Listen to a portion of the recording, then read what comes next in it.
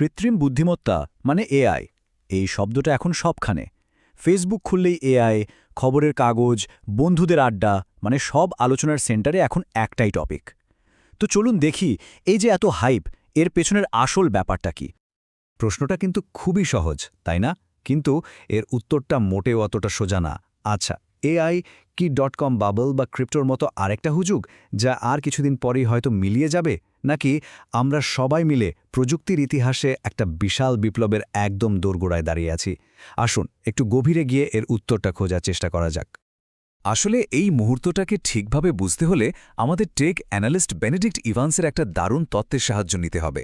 তিনি এটাকে বলেন প্ল্যাটফর্ম শিফট। তো এই প্ল্যাটফর্ম শিফট জিনিসটা আসলে কি? সহজ করে বললে এটা হলো প্রযুক্তির এমন একটা মোড় ঘোরানো পরিবর্তন যা আমাদের কাজ করা, কথা বলা, এমনকি আমাদের ভাবনার ধরন পর্যন্ত একদম বদলে দেয়। আর সবচেয়ে ইন্টারেস্টিং ব্যাপার হলো, এটা কিন্তু হঠাৎ করে হওয়া কোনো ঘটনা না, বরং একটা নির্দিষ্ট প্যাটার্ন মেনেই বারবার ফিরে আসে। ইতিহাসের দিকে যদি তাকাই তাহলে প্যাটার্নটা কিন্তু একদম পরিষ্কার, তাই না? যেমন ৮০ দশকে এলো পার্সোনাল কম্পিউটার, ৯০-এর দশকে ইন্টারনেট, আর এই শতাব্দীর শুরুতে স্মার্টফোন।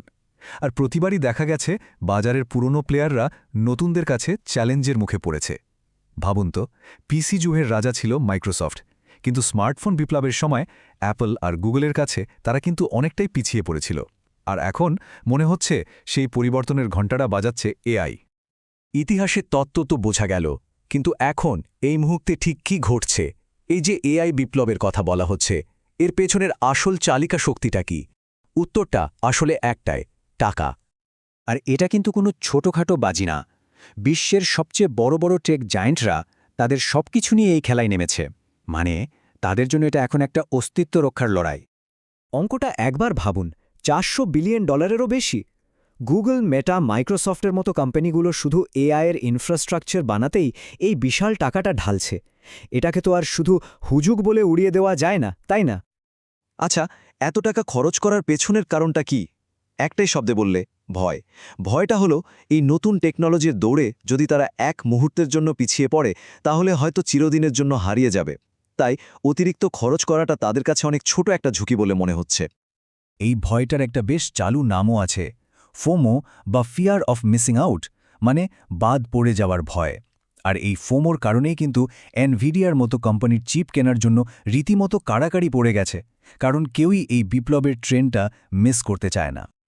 তো এত কিছুর পর এবার সেই সবচেয়ে জরুরি প্রশ্নটাতে আসা যাক, যে প্রশ্নটা আমাদের সবার মনেই ঘুরছে।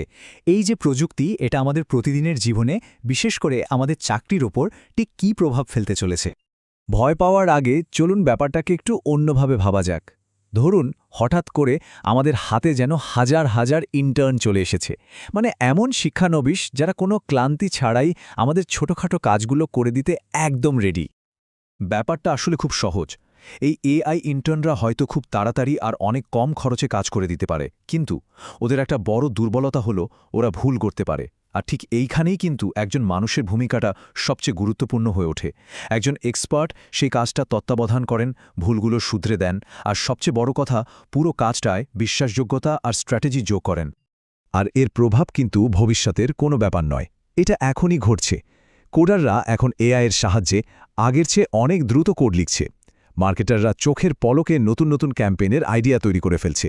আর কাস্টমার সাপোর্টে তো অনেক সাধারণ প্রশ্নের উত্তর এখন অটোমেটিক্যালি দেওয়া হচ্ছে।